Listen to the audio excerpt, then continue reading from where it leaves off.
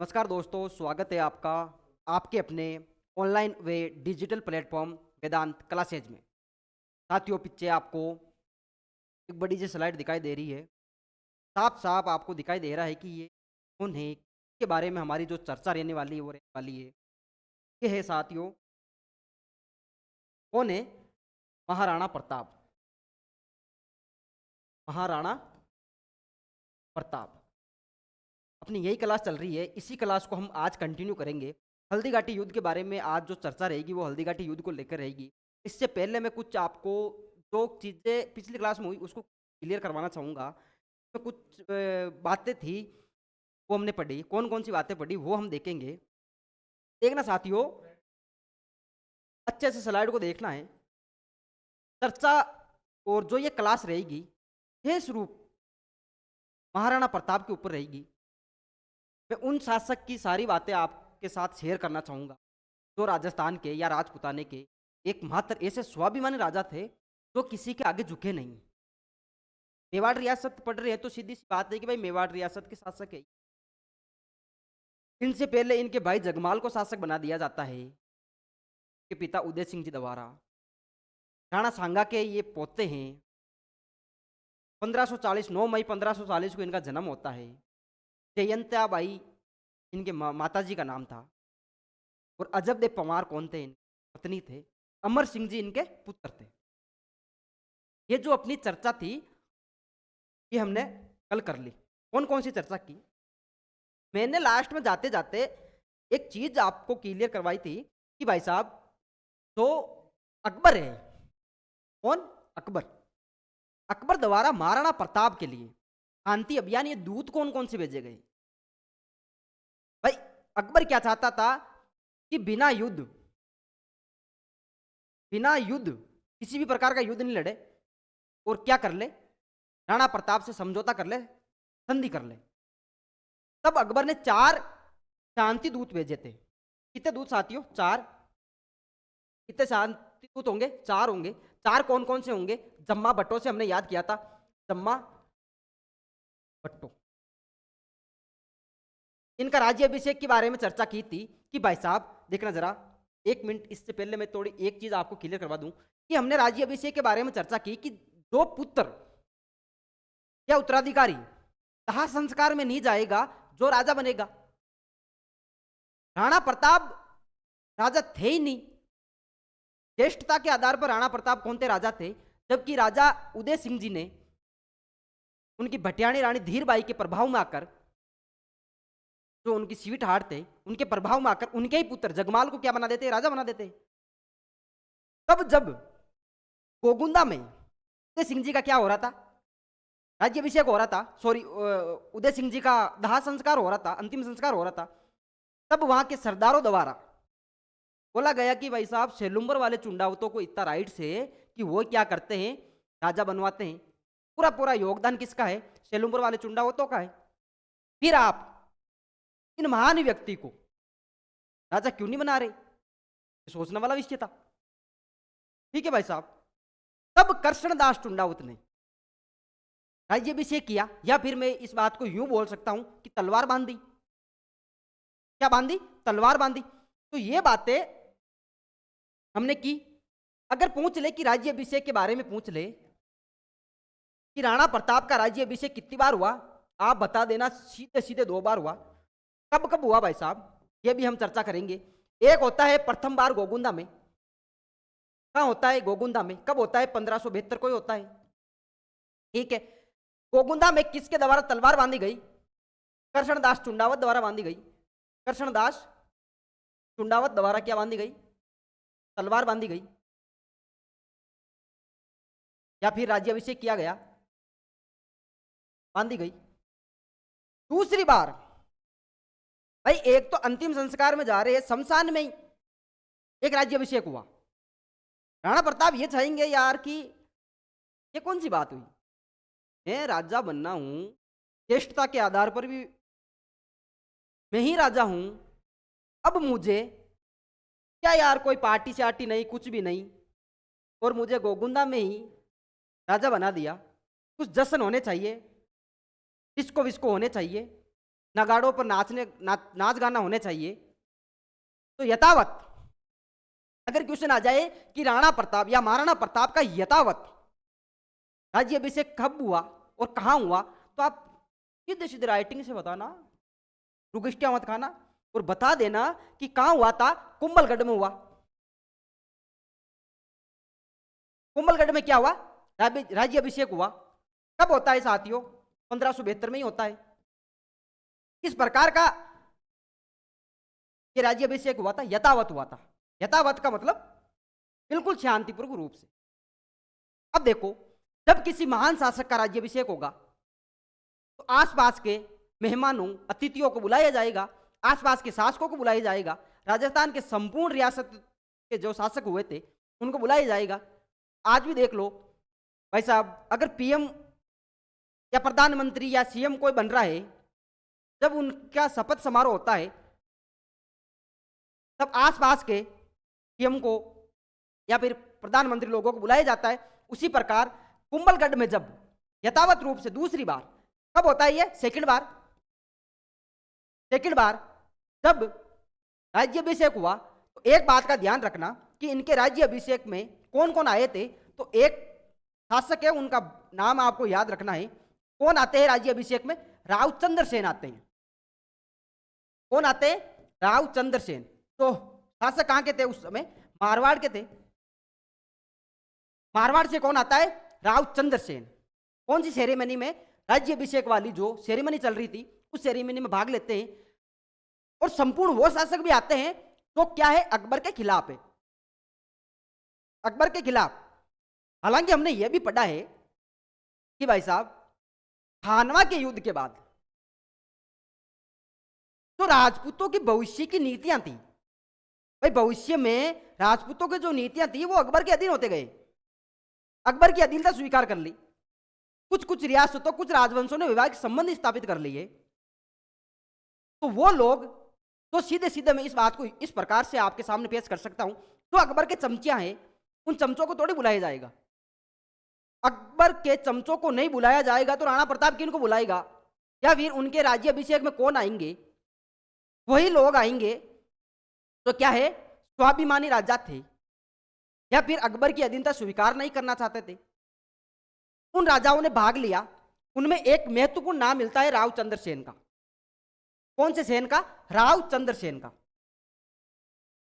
ठीक है, इस बात का आपको ध्यान रखना है। यथावत जो राज्याभिषेक होता है वो कहां होता है? कुंभलगढ़ में होता है। 1572 में होता है। शासनकाल की हमने बात की थी कि भाई राणा प्रताप का जो शासनकाल था ना, 1572 से लेकर 97 तक था। कहने का मतलब सीधे सीधे 25 वर्ष था। ये क्वेश्चन पूछ लिया गया कि राणा प्रताप या महाराणा प्रताप का शासनकाल कितने वर्षों तक था या कितने वर्षों तक उन्होंने राज किया। इन बातों का आपको विशेष ध्यान रखना है। बात कौन सी है? बात यह है 25 वर्ष वाली। ठीक है साथियों, देखो देखना मेरे भाई, अच्छे से देखना है इसको। मैं एक चीज और बताना चाहूंगा। यह राज्याभिषेक की बात हुई। राज्याभिषेक के बाद में भाई शांति दूत कौन कौन से भेजे गए? शांति दूत भेजे गए अकबर द्वारा, जम्मा भट्टो। देखो क्वेश्चन आपके सामने किस प्रकार से आएगा। शांति दूत, शांति अभियान। शांति से क्या पता चला कि शांतिपूर्वक रूप से संधि कर ली जाए। 4 लोग आएंगे। 4 लोग कौन कौन से आएंगे? एक आया था साथियों जलाल खां कोरची। कौन सा कोरची? जलाल खां कोरची। कब आता है? राजा बनते ही आ जाता है। जब महाराणा प्रताप राजा बने 1572 में आ गया। ये थोड़ा बोलने में वाक चतुरी आदमी था, बोलने में शार्प था, एक की दो फेंकने में माहिर था। किसी आदमी को सेट कैसे करना है अच्छी तरह से जानता था ये।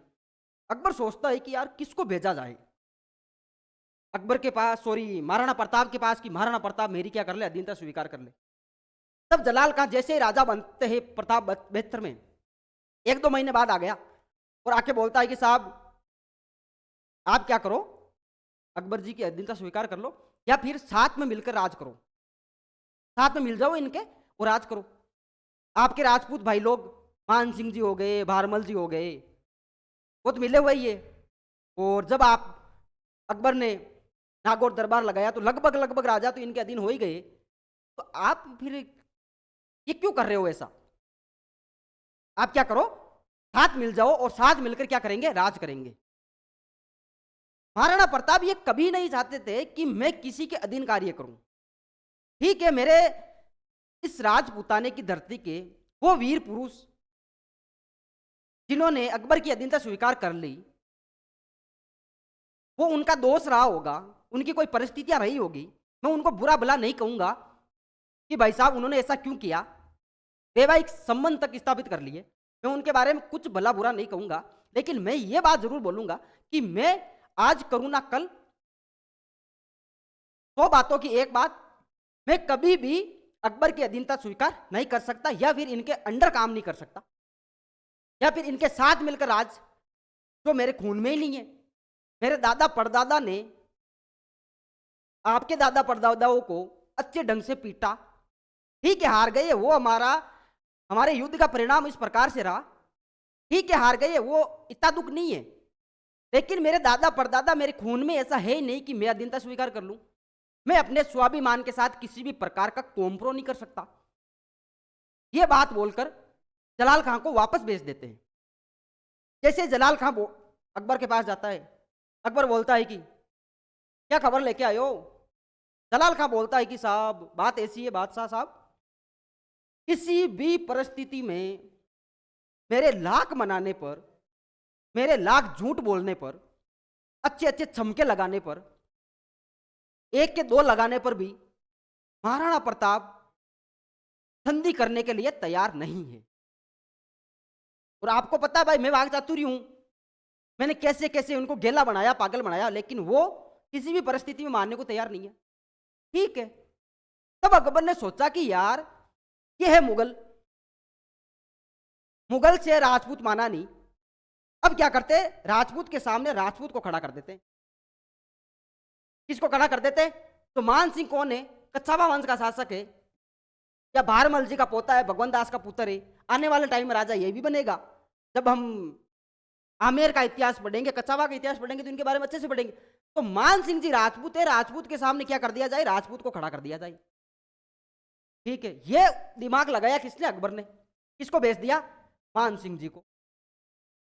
7-8 महीने बाद में 1573 में किनको भेज देते हैं, यही कोई फरवरी मार्च का महीना रहा होगा, फरवरी मार्च, किसको भेज देते हैं, मान सिंह जी को। मान सिंह जी आए, मान सिंह जी को अकबर ने बोला यार मान सिंह, आपको एक काम करना पड़ेगा, आप जाओ जयपुर, 2-4-5 दिन की छुट्टी पे जाओ, आमेर जाओ, और जाते जाते उदयपुर से होते हुए निकलना, ताकि आप क्या करो, महाराणा प्रताप को अच्छे ढंग से समझाओ। जलाल खां समझाने में नाकाम रहा, आप इनको जाकर अच्छे से समझाओ ताकि वो क्या कर ले, संधि कर ले। मजबूरन फिर हमें युद्ध तो करना ही पड़ेगा, लेकिन अगर बात समझाने पे समझ में आ रही है उनको, तो साथ मिलकर राज कर लेंगे।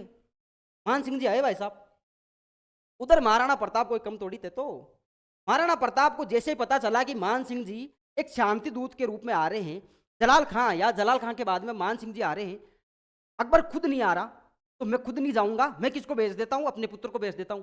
और यही महाराणा प्रताप ने किसको भेज दिया, अपने ही पुत्र अमर सिंह जी को भेज दिया।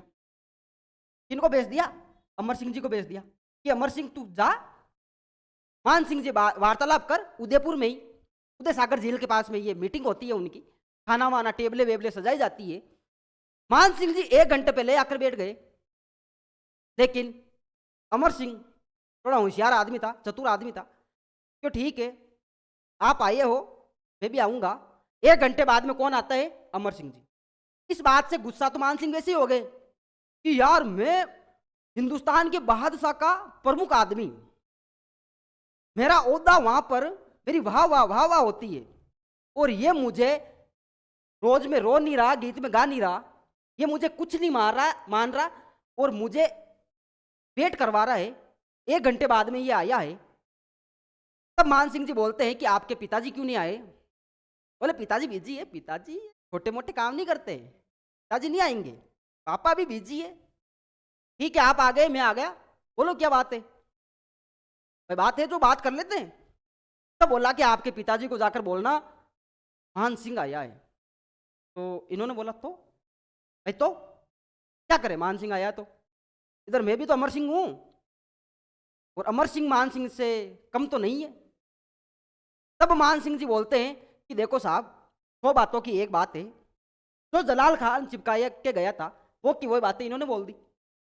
अमर सिंह मानने को तैयार नहीं, किसी भी परिस्थिति में अमर सिंह ने ये बातें नहीं मानी। मान सिंह आग बबूला हुआ और निकला वहां से। तब बोला, अरे रुको रुको मान सिंह जी रुको, उदयपुर से निकल रहे हो, पाली से सोजत होते हुए जाना और वहां से मेहंदी लेके जाना। बोला क्यों?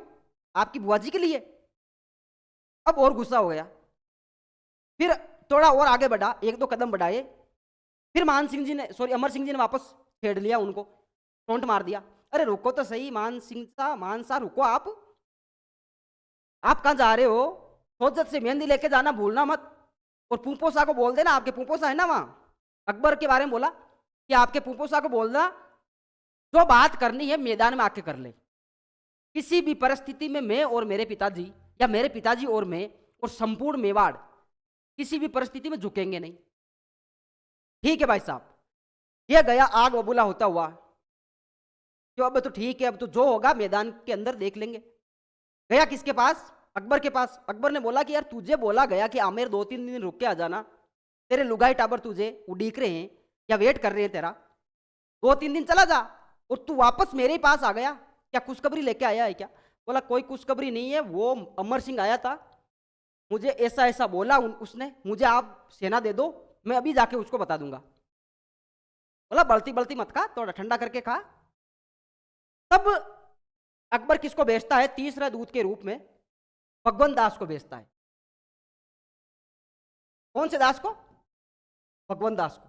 भगवंत दास आया था अपने अगस्त सितंबर में, बीच वाले महीने में आया था ये। मैं यहाँ अगस्त सितंबर लिख देता हूं। अगस्त सितंबर में कौन आया था? 1573 में भगवंत दास आया। भगवंत दास ने लाख महाराणा प्रताप को समझाने मनाने के बाद में भी नहीं माना। और अंतिम रूप से कौन आते हैं? टोडरमल जी आते हैं। कौन से मल जी? टोडरमल जी। ये लो जी, ये आ गए टोडरमल जी, और ये आते दिसंबर में 1573। दिसंबर 1573 में टोडरमल जी आकर, तो कौन थे? अकबर के वित्त मंत्री थे। कौन थे? अकबर के वित्त मंत्री। वो आके अकबर को बोलते हैं कि आप और आपकी रियासत वर्षों से, काफी समय से युद्धों में उलझे पड़े हो, हर 1-2 साल बाद में युद्ध हो रहा है, आपके पास इतना धन होगा नहीं, और मैं हूं वित्त मंत्री, मुझे पूरा पता है कि अकबर के पास इतना धन है कि आपकी ढाणियां उठा सकता है। राग डराने, समझाने पर, धमकाने पर, प्यार से समझाने पर, प्यार से नहीं माने तो धमकी देने पर अकबर फिर भी नहीं माना। बोला ठीक है, आपके जो शाहजहां है या शहंशाह है, अकबर है, उनके पास धन होगा, बहुत सारा धन होगा, मेरे पास धन नहीं हुआ तो क्या है, मेरे पास हौसला है। आपको 2-2 हाथ करने हैं तो कर लो, आ जाओ, लड़ना है तो लड़ लो। ठीक है भाई साहब। तो इस बात का ध्यान रखना कि 34 अंतिम दूत कौन आया था? शांति दूत के रूप में। मैं फिर से बोल रहा हूं, शांति दूत के रूप में अंतिम कौन आया था? टोडरमल। ये भी आता 1573। 1573 में कौन कौन आए? मान सिंह आया, भगवंत दास आया और टोडरमल आया। उससे पहले राजा बनते ही 1572 में कौन आता है? जलाल खान कोरची आता है। इन बातों का आपको क्या रखना है? विशेष ध्यान रखना है। ठीक है साथियों, अब मेरी विशेष चर्चा जो रहेगी हल्दीघाटी युद्ध पर रहेगी। 4 आने के बाद में अकबर इतना नाजोगा नहीं है कि अब वो बार बार अपनी बेइज्जती करवाए, वो सीधा अटैक करेगा। क्या करेगा? अटैक करेगा। लो जी भाई साहब, ये हो गया अटैक। युद्ध कौन सा लड़ेंगे? हल्दी घाटी का युद्ध। कलर हल्दी वाला ले लेते हैं, हल्दी घाटी का युद्ध। हल्दी घाटी का युद्ध, घाटी का युद्ध। मेरे साथियों, इसको अच्छे से आपको ध्यान रखना है, पूरा फोकस में आपका इधर चाहूंगा, अच्छे से देखना इसको। यह युद्ध होता कब है? यह युद्ध होता है 18 जून 1576 में। 18 जून 1576 में। कोई विद्वान इसको 21 जून मानते हैं, लेकिन आपको याद क्या रखना है? 18 जून। देखो, आपकी सहूलियत और मेरी सहूलियत के लिए मैं इतना बता दूं कि इसको 21 जून 1576 का युद्ध भी माना जाता है, लेकिन प्रमाणित जो तिथि रही है वो क्या है? 18 जून 1576। ठीक है। युद्ध किन किन के मध्य होगा? सीधी सीधी बात है, युद्ध होगा महाराणा प्रताप और अकबर के बीच। इस युद्ध की अच्छी से चर्चा की जाएगी। इस युद्ध में क्या होता है, अकबर स्वयं नहीं आता, अकबर स्वयं इस युद्ध में आता ही नहीं है। मान सिंह जो अमर सिंह जी बेइज्जती करवा के आया है, आग बबूला हुआ है, 2-3 साल से उसका गुस्सा कंट्रोल नहीं हो रहा। ये क्या करता है अकबर, अपना दिमाग लगाता है और इस दिमाग को इस प्रकार से यूज लेता है। वो किसको भेज देता है, सेनापति बनाकर मान सिंह को भेज देता है। किसको भेज देता है, मान सिंह को। मान सिंह को अकबर ने प्रथम बार, पहली बार क्या किया था, स्वतंत्र सेनापति बनाया था। पहली बार इसको क्या बनाया गया, स्वतंत्र सेनापति। किसको, मान सिंह को। उससे पहले यह किसी के अंडर लड़ाई करता था, खुद सेनापति नहीं हुआ करता था। प्रथम बार इसको स्वतंत्र सेनापति कौन से युद्ध में बनाया गया, हल्दी घाटी के युद्ध में बनाया गया, प्रथम बार। इस बात का भी ध्यान रखना, प्रथम बार। ठीक है। एक अन्य सेनापति इनके साथ में भेजा जाता है, उसका नाम है आसफ खां। कौन सा खां, आसफ खां। यह है अन्य सेनापति। एक और साथ में सेनापति जरूरी है ना भाई, एक से थोड़ी धाक लगेगी, और भी भेजो आदमी। ठीक है, ये बातें हुई। हल्दी घाटी का थोड़ा सा स्ट्रक्चर सेट हुआ कि अकबर स्वयं नहीं आता है, स्वयं आता ही नहीं है। किसको भेज देता है, 2 सेनापतियों को भेजता है। एक प्रमुख सेनापति जो मान सिंह को पहली बार स्वतंत्र सेनापति बनाया गया, एक अन्य सेनापति आसफ खां को भेजा गया। अब मैं बताना चाहूंगा कि इस युद्ध को और किस किस नामों से जाना जाता है। जो हल्दी घाटी का युद्ध है उसको और किसी नाम से जाना जाता है क्या, बिल्कुल जाना जाता है। आपका ध्यान में बिल्कुल फिर से इधर आकर्षित चाहूंगा, देखना जरा। हल्दी घाटी के युद्ध के उपनाम और किन किन नामों से जाना जाता है। ठीक है भाई साहब, देखो एक इतिहासकार हुआ था, इतिहासकार का नाम है बदायूनी। कौन सा यूनी, बदायूनी। बदायूनी इस युद्ध को क्या कहता है, गोगुंदा का युद्ध। गोगुंदा का क्यों कहता है ये जरा बताऊंगा मैं आपको। एक इतिहासकार अकबर के दरबार में एक और हुआ था, उसका नाम है अबुल फजल। अबुल फजल, अबुल फजल। अबुल फजल इस युद्ध को क्या कहता है, खमनोर का युद्ध। कौन सा युद्ध, खमनोर का। ये दोनों इतिहासकार इस युद्ध को अलग अलग नाम क्यों दे रहे, क्योंकि हल्दी घाटी जो जगह है ना, ये हल्दी घाटी जगह है, मान लो ये 2 पहाड़ियों के मध्य है। एक पहाड़ी का नाम है गोगुंदा, गोगुंदा पहाड़ी, और दूसरी पहाड़ी का नाम है खमनोर पहाड़ी। कौन सी पहाड़ी साथियों, खमनोर की पहाड़ी, खमनोर पहाड़ी। इसी वजह से खमनोर की पहाड़ी या खमनोर का युद्ध किसने बोल दिया, अबुल फजल ने बोल दिया। साथ में साथ गोगुंदा का युद्ध कौन बोलता है, बदायूनी। कौन बोलता है, बदायूनी। देखो तीसरा आपको ध्यान रखना है, मेवाड़ की थर्मोपोली, मेवाड़ की थर्मोपोली। इस युद्ध को और क्या कहा जाता है, मेवाड़ की थर्मोपोली। कहने वाला कौन है, colonel James Tod. Colonel James Tod जो विदेशी इतिहासकार हुए थे, वो इस युद्ध को क्या मानते हैं, हल्दी घाटी युद्ध को, इस युद्ध को क्या मानते हैं, मेवाड़ की थर्मापोली। ठीक है, देखो जी भाई साहब, और देखो एक और इतिहासकार हुए थे, आशीर्वादी लाल श्रीवास्तव।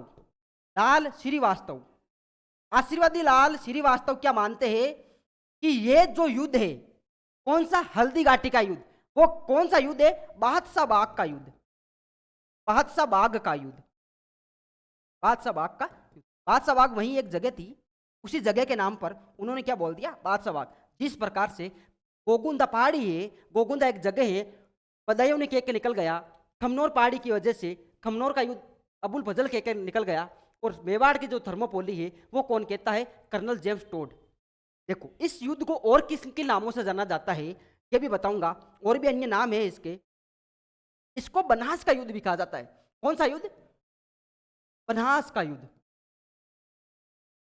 ठीक है, और कुछ कहा जाता है क्या, हाथियों ने इस युद्ध में भाग लिया बढ़ चढ़कर, इसलिए इसको हाथियों का युद्ध भी कहते हैं, हाथियों का युद्ध।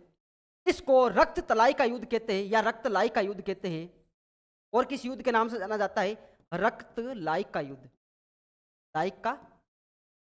इन 3-4 बातों का आपको विशेष याद रखना है। क्या पता हल्दी घाटी युद्ध नाम ना देकर गोगुंदा का युद्ध दे दे, या फिर रक्तलाई का युद्ध दे दे, हाथियों का युद्ध दे दे, डेट वही रहने वाली है 18 जून 1576। 18 जून ऑप्शन में नहीं होगा तो फिर होगा 21 जून।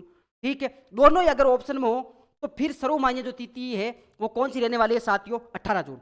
ठीक है, ये 4-5 जो उपनाम है वो हल्दीघाटी युद्ध को लेकर है, ये अपनी चर्चा रही। ठीक है, अभी इस युद्ध के बारे में मैं थोड़ा और बताना चाहूंगा। देखो युद्ध कौन सा देख रहे हैं, हल्दीघाटी का देख रहे हैं। इधर एक तरफ कौन सी सेना होगी, राणा प्रताप या महाराणा प्रताप की होगी, तो दूसरी तरफ अकबर। इधर लिख लो अकबर, ये अकबर। देखो डिवाइडेशन करते हैं इन दोनों का। देखो अकबर की तरफ से सेनापति कौन था, सेनापति था साथियों हाकिम का सूरी। हाकिम का सूरी, ये अफगान का था। कहां का था, अफगान का। अब ये कहां तक कहना सही है कि मुगल सेना में एक राजपूत शासक आया था या राजपूत सेनापति आया था, फिर तो मैं इसको ये भी बोल सकता हूं कि एक राजपूत सेना की तरफ से अफगान का मुगल लड़ रहा।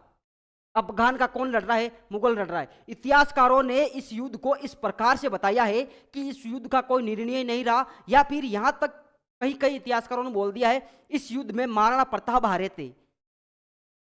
अरे ये इस युद्ध की मैं बात कर रहा हूं जिसमें लड़ने वाले हाथियों तक के नाम एग्जाम में पूछ लिए जाते हैं, लड़ने वाले घोड़ों तक के नाम तक पूछ लिए जाते हैं, सहयोगियों के नाम तक पूछ लिए जाते हैं। फिर ये युद्ध इंपोर्टेंट क्यों नहीं है? इतिहासकार इस युद्ध को इतना कम क्यों बता रहे, कम क्यों आंक रहे हैं? आज भी जब हल्दीघाटी युद्ध का नाम सुनते हैं तो रो रो खड़े हो जाते हैं, रूंगते आपके खड़े हो गए, मेरे भी खड़े हो जाते हैं। और फिर इस युद्ध को इतिहासकार ये बोलते हैं कि ये युद्ध था ही नहीं, अकबर महान था, अकबर जीत गया। अकबर अगर महान होता तो स्वयं क्यों नहीं आया?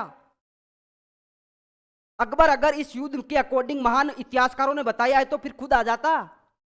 खुद मान सिंह जी को आसफ खां को क्यों भेज रहा है?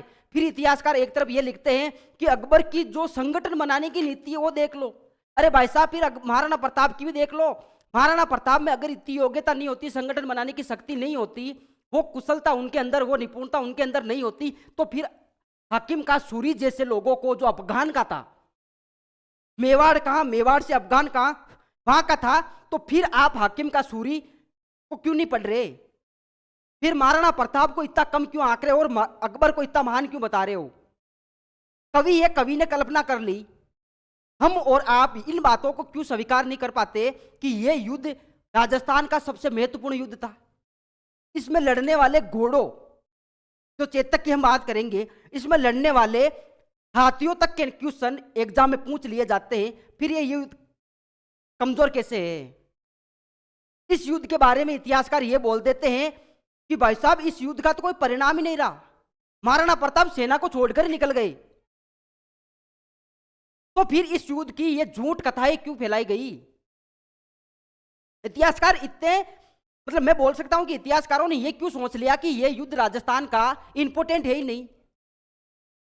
किन्हीं किन्हीं लोगों ने तो ये तक बोल दिया कि इस युद्ध में महिलाओं ने भी भाग लिया, हाथ में मेहंदी लगी हुई होने के कारण, सॉरी हल्दी के रंग होने के कारण इसको हल्दी घाटी बोला गया। अरे हल्दी घाटी खमनोर और गोगुंदा की पहाड़ियों के बीच की जगह है, जिसकी मिट्टी जो हल्दीपन लिया हुआ बेटी है, वहां आज भी हम अगर जाते हैं, अपन आज भी घूमने के लिए हल्दी घाटी जाते हैं तो वह हल्दी रंग की मिट्टी पड़ी है। फिर इस युद्ध को क्यों ये इतिहासकार लोग ये बता देते हैं कि इस युद्ध का कोई परिणाम ही नहीं रहा? अगर परिणाम नहीं रहा तो फिर बदायूनी, फिर वो बदायूनी जो इस युद्ध में आता है, जो अकबर का इतिहासकार था, वो ये बोलकर आता है कि मैं इस युद्ध में जाऊंगा। तब अकबर बोलता है कि यार आप पढ़ने लिखने वाले, कलम चलाने वाले आदमी, आप वहां जाकर क्या तलवार चलाओगे, बैठ जाओ यहीं। तब बदायूनी बोलता है कि नहीं, मैं इस युद्ध में जाऊंगा और जो राजपूत सेना वहां लड़ेगी, जो हिंदू सेना वहां लड़ेगी, उनके खून से अपनी ढांडी को रंगूंगा मैं। फिर यही अपनी किताब, जिसकी किताब का नाम है तवाई पुत फितुर, इसमें यह लिखता है, क्या लिखता है कि इस किताब में यह लिख रहा है कि इस युद्ध में राणा प्रताप की पहली टुकड़ी ने इस प्रकार से आक्रमण किया, इस प्रकार का भयानक आक्रमण था कि हमारी सेना वहां से भाग निकल गई, बनास नदी तक जहां पहुंची थी। ये तो ठीक है, मित्र खां जैसे झूठे लोग हुए थे, कौन से मिहत्तर खां जैसे, जिसने ये झूठी खबर फैला दी कि अकबर आ रहा है सेना लेकर। तब इन सेना में वापस हौसला आया। वो जून जुलाई के महीने, गर्मी पड़ रही है कड़ाके की, और ये तो मेरी सेना बदायूं ने इस प्रकार से लिखता है कि अकबर की सेना पूरी तरीके से थक गई थी। इस तरीके से सेना लहूलुहान हो गई थी कि अब सेना भागने को तैयार थी। यही नहीं, बनास नदी तक तो भाग भी गई थी। अकबर की पहली टुकड़ी ने इस प्रकार का आक्रमण किया था, सॉरी, महाराणा प्रताप की जो पहली टुकड़ी थी हकीम का सूरी के नेतृत्व में इस प्रकार का आक्रमण रहा था कि चारों खाने सेना को चित किया गया था, अकबर की सेना को। फिर इतिहासकार लिखते हैं कि इस युद्ध का कोई परिणाम ही नहीं रहा। पढ़ो तो सही से पढ़ो और पढ़ाओ तो सही से पढ़ाओ ना। ठीक है साथियों, तो बदायूं ने इस युद्ध में आंख को देखा वर्णन करता है। कान में और आंख में 4 आंगल, जो 4 अंगुलियां है उतना फर्क है। कान से हमने सुन लिया कि इस युद्ध का परिणाम नहीं रहा, अकबर महान ने। मैं ये कतई स्वीकार नहीं करूंगा, आपको भी स्वीकार नहीं करना चाहिए कि अकबर महान नहीं था। महान तो महाराणा प्रताप थे। महान कौन थे? महाराणा प्रताप थे, जो किसी के अधीन काम नहीं करना चाहते थे, किसी की अधीनता स्वीकार ही नहीं करना चाहते थे। फिर वो युद्ध का परिणाम का सोचेंगे क्या? नहीं सोचेंगे। ठीक है, इसमें एक इस बात का ध्यान रखना कि इस युद्ध में भाई अकबर के सेनापतियों की तो हमने चर्चा कर ही ली। सेनापति कौन कौन हुए थे? सेनापति हुए थे मान सिंह। कौन से सिंह? मान सिंह, जो प्रथम बार स्वतंत्र सेनापति बनाए गए। एक अन्य सेनापति कौन था? अन्य सेनापति कौन था साथियों? अन्य सेनापति आसफ खां। आसफ खां। इतिहासकार कौन आता है इसमें? इस युद्ध में इतिहासकार आता बदायूं नहीं। ठीक है, अब जरा इस बातों को 3-4 बातों की याद रखना। इधर मैं लिख रहा हूं कि राणा प्रताप का प्रमुख सेनापति कौन था? हाकिम का सूरी। ये कौन सी सेना का नेतृत्व कर रहा था? हरावल सेना का नेतृत्व कर रहा था। कौन सी सेना का? देखो, ग्वालियर से कौन आया थे? ग्वालियर से आए थे रामसा तंवर। रामसा तंवर।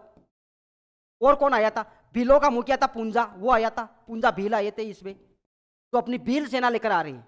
तो इस युद्ध से क्या पता चलता है कि महाराणा प्रताप की जो संगठन बनाने की नीति रही होगी किस प्रकार की रही होगी। प्रजा का जो प्रेम, मेवाड़ की प्रजा का जो प्रेम, आसपास की शासकों का जो प्रेम महाराणा प्रताप के साथ था, वो किस प्रकार का था। तभी हाकिम का सूरी अफगान से आ रहे हैं, ग्वालियर से सीधे सीधे राम सतंवर आ रही। यही नहीं, ग्वालियर से राम सतंवर ने अपने 3 बेटों को लेकर आए थे। भवानी नाम का बेटा। ये 3 बेटे कौन कौन किनके थे? राम सतंवर के 3 बेटों को इस युद्ध में लेकर आए थे। ठीक है साथियों, एक पूंजा भील, एक मैं लिखना चाहूंगा कृष्णदास चुंडावत। कृष्णदास चुंडावत जो सेलुंबर से आए थे, चुंडावत। इस युद्ध में और कौन थे? बामासा भी थे। बामासा का बहुत ज्यादा योगदान था। अब हम बामासा के बारे में पढ़ते, लेकिन बामासा के भाई के बारे में नहीं पढ़ते। बामासा के भाई कौन थे? ताराचंद। ताराचंद ये भी इस युद्ध में थे। ठीक है साथियों, अमर सिंह तो भाई सीधी सीधी बात है, होगा ही। देखो, इधर आपको क्या देखना है कि सेनापति मान सिंह, इधर अन्य सेनापति कौन था? आसफ खां था। इतिहासकार कौन आया था? इतिहासकार कौन आया था साथियों? बदायूं नहीं आया था। इस युद्ध का क्या करता है? आंख को देखा वर्णन करता है। हल्दी घाटी युद्ध का आंख को देखा वर्णन किसने किया? इसने किया। हल्दी घाटी युद्ध का आंख को देखा वर्णन, आंख को देखा वर्णन। अब जो आंख को देखा वर्णन करेगा वो तो सही करेगा, और ये खुद लिखता है ये बातें, सारी बातें, कि हमारी सेना बनास तक पहुंच गई थी। यही नहीं, युद्ध के बाद युद्ध का परिणाम निकला ही नहीं, या निकला या नहीं निकला, इनकी सेना ने इस प्रकार से धोया था, हमें इस प्रकार से पछाड़ मारा था कि हमारी सारी की सारी सेना, जिनको झूठा बहाना बनाना पड़ा। और झूठे बहाने, झूठ का सारा कौन लेता है? जो हार गया। सीधी सीधी कायरता का परिचय अगर मिलेगा तो कहां से मिलेगा? झूठ। ठीक है साथियों, तो देखो इसमें मिहत्तर खां के बारे में मैं लिखना चाहूंगा। मिहत्तर या मिहत्तर खां, मिहत्तर खां ये कौन था? इसने अकबर के आने की क्या फैलाई थी? झूठी खबर फैलाई थी कि अकबर आ रहे हैं, सेना ला रहे हैं। अगर आता तो पहले युद्ध में क्यों नहीं आया? फिर सेना काहे की ला रहा है? मित्र खां तो अकबर के आने की क्या फैला रहा है? आने की झूठी खबर फैला रहा है। इस बात का भी आपको विशेष ध्यान रखना है। इस युद्ध में और कौन था महाराणा प्रताप की ओर से? तो एक था झालाबिंदा, झालाबिंदा, झालाबिंदा। जरा देखना, इस बात को आपको ध्यान रखना है, फिर से देखना। फिर और कुछ बताना चाहूंगा मैं आपको। इस युद्ध के बाद और इसी युद्ध में अकबर के घोड़ों की बात करूंगा, हाथियों की बात करूंगा। ये इधर अकबर के हाथी कौन कौन से थे, हाथियां या हाथियों के बारे में या नाम, हाथियों के नाम क्या क्या थे? देखो, एक हाथी था मर्दाना। कौन सा दाना? मर्दाना। ये हाथी था, इसके होदे में कौन बैठा था या इस पे कौन बैठा था? मान सिंह। कौन सा सिंह? महान सिंह। इस हाथी पर सवार कौन मर्दाना पर? मान सिंह। मैं से मर्दाना, मैं से मान सिंह। इधर आपको क्या याद रखना है? एक हाथी था राम प्रसाद किसका? महाराणा प्रताप के। प्रताप के हाथियों में कौन कौन सा हाथी था? एक राम प्रसाद था और एक का नाम मिलता है लूणा। क्या नाम मिलता है? लूणा। ठीक है भाई साहब। इनमें और कौन कौन थे? एक गजराज था। कौन था? गजराज। एक राजमुक्ता था। ये तीन हाथी या चार हाथी किनके थे?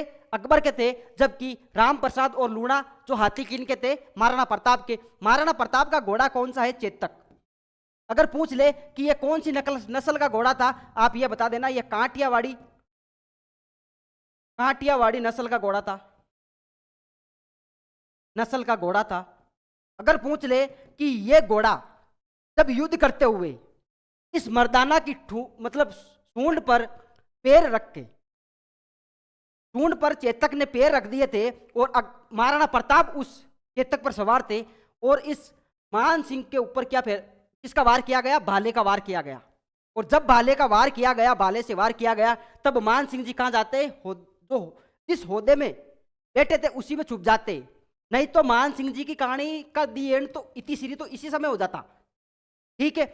मान सिंह बड़ा चतुर आदमी था, इसने क्या किया कि मर्दाना की सूंड, सूंड में कटार जैसा या तलवार जैसा कुछ औजार लगाए हुए थे, जिससे ही चेतक वापस नीचे आता है तो इसके दोनों पैर कट जाते। दोनों पैर क्या हुए? कट गए। ये पता जैसे ही महाराणा प्रताप को चलता है तो महाराणा प्रताप अपने घोड़ों को, भाई घोड़े पर सवार है, घोड़े को लेकर वहां से निकल गए। जैसे युद्ध क्षेत्र से निकलते हैं तो देखो, युद्ध क्षेत्र से निकले तो झालाबिंदा ने क्या किया? राज चिन्ह धारण किया। क्या किया? राज चिन्ह धारण। मतलब महाराणा प्रताप का मुकुट किसने पहना? झालाबिंदा ने। अगर झालाबिंदा नहीं मिले तो क्या मिलेगा? झाला सज्जा। क्या मिलेगा साथियों? झाला सज्जा। इस बात का आपको विशेष ध्यान रखना है। फिर से मैं एक बताना चाहूंगा कि ये हाथी है जो किसके है? अकबर के। इधर ये जो हाथी है और जो घोड़ा है वो किसका है? महाराणा प्रताप का। अगर पूछ ले कि चेतक का स्मारक कहां है, स्मारक, तो स्मारक कहां है साथियों? बलीचा में। बलीचा जगह कहां है? राजसमंद में। कहां है साथियों? राजसमंद में। और राजसमंद में जगह बलीचा, बलीचा में क्या है? चेतक का स्मारक है।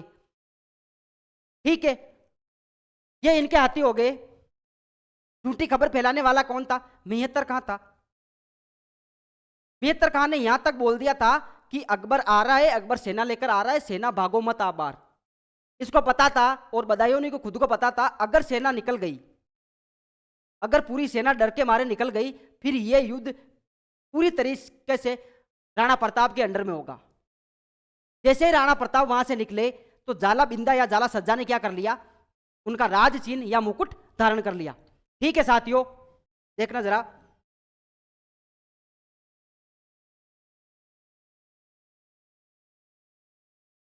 जैसे ही इस युद्ध के बाद युद्ध हुआ, महाराणा प्रताप पकड़े नहीं गए, मारे नहीं गए, अकबर की सेना को अच्छे ढंग से परास्त किया। जबकि इतिहासकार क्या लिख रहे? ए निर्णायक युद्ध। क्या लिख रहे? ए निर्णायक युद्ध। जब मान सिंह तो क्या था? एक स्वतंत्र सेनापति था। और आसफ का, कौन? आसफ का। जैसे ही अकबर के पास जाते हैं तो अकबर ने पूछा, भाई क्या क्या समाचार क्या है वहां के? आप युद्ध करने गए, युद्ध लड़के भी आए, वापस आ गए, मुंडा उतरा उतरा कैसे है? ऐसे जूरियां कैसे पड़ गई मुंह पे? तो बोला कि महाराणा प्रताप कहां हैं? बोला भाग गए। मरा? नहीं मरा। हाथ में आया? नहीं आया। तो फिर कहाँ गया महाराणा प्रताप? बोला पता नहीं, हमारी सेना को तो इस प्रकार से लूटा, इस प्रकार से ठोका कि ये बात कौन बता रहे? असफ खान और मान सिंह अकबर को। तब ये अकबर बोलता है कि क्या भूकंप कुछ होगा क्या? इन बातों से मैं कुछ थोड़ी होऊंगा। और यहां तक इन दोनों की सजा दे दी, इन दोनों को ये तक आदेश दे दिए कि अब आज के बाद आप दरबार में नहीं आओगे, आपकी शकल मुझे पसंद नहीं है, दरबार में नहीं आओगे।